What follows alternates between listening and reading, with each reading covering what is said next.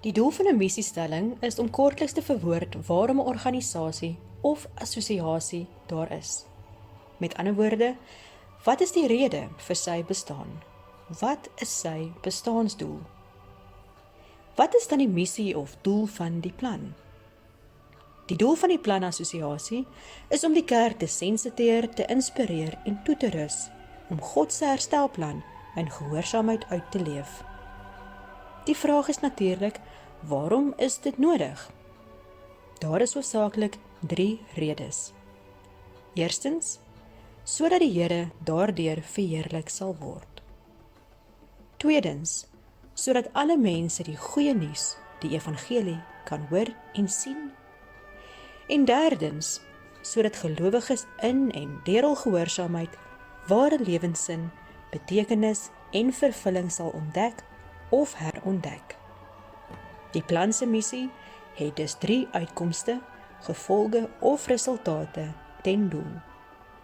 Maar woorde kan verskillende dinge vir verskillende mense beteken.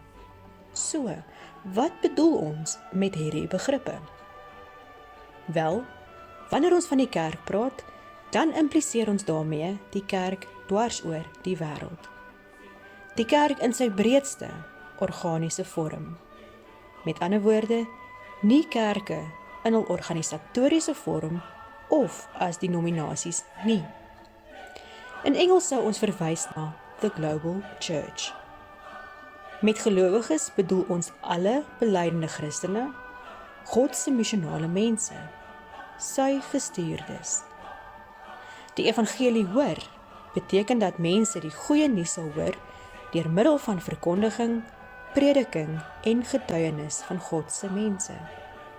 Dit beteken ook dat enige moontlike en beskikbare medium of manier hiervoor gebruik sal word. Die evangelie sien beteken dat mense die uitkoms en vrug van die goeie nuus in gelowiges se lewens moet kan waarneem en beleef. God se mense wat God se herstelplan in gehoorsaamheid uitleef.